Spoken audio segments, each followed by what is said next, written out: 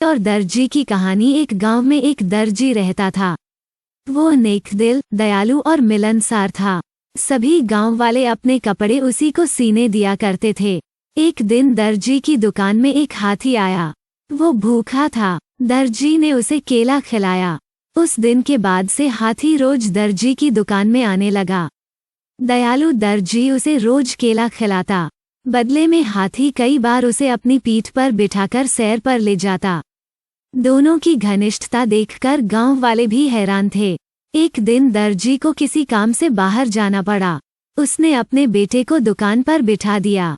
जाते जाते वो उसे केला देते हुए कह गया कि हाथी आए तो उसे खिला देना। दर्जी का बेटा बड़ा शरारती था।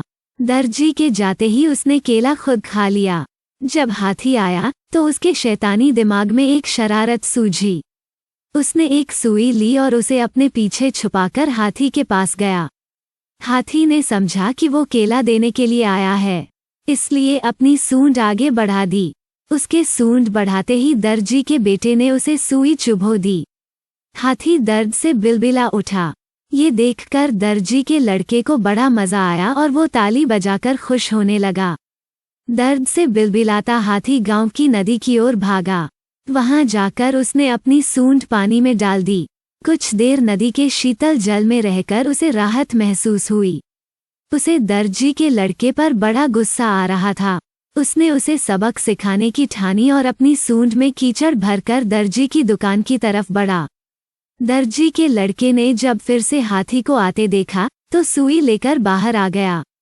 वो हाथी के पास आते ही उसे सुई चुभाने के लिए आगे बढ़ा, मगर हाथी ने सूंड में भरा सारा कीचड़ उस पर उड़ेल दिया।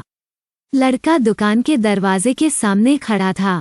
वो ऊपर से नीचे तक कीचड़ से लथपथ हो गया।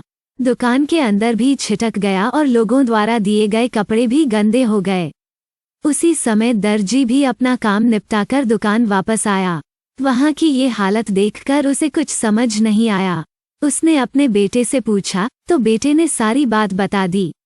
दर्जी ने बेटे को समझाया कि तुमने हाथी के साथ बुरा व्यवहार किया है, इसलिए उसने भी तुम्हारे साथ वैसा ही व्यवहार किया है। जैसा व्यवहार करोगे वैसा ही पाओगे। आज के बाद किसी के साथ बुरा मत करना। फिर दर्जी ने हाथी के पास जाकर उसकी पीठ सहलाई और उसे केला खिलाया।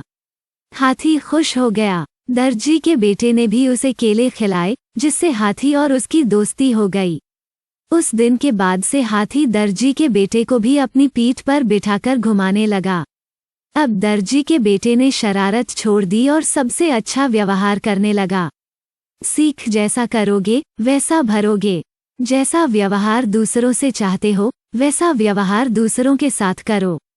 बुरे काम का बुरा नतीजा।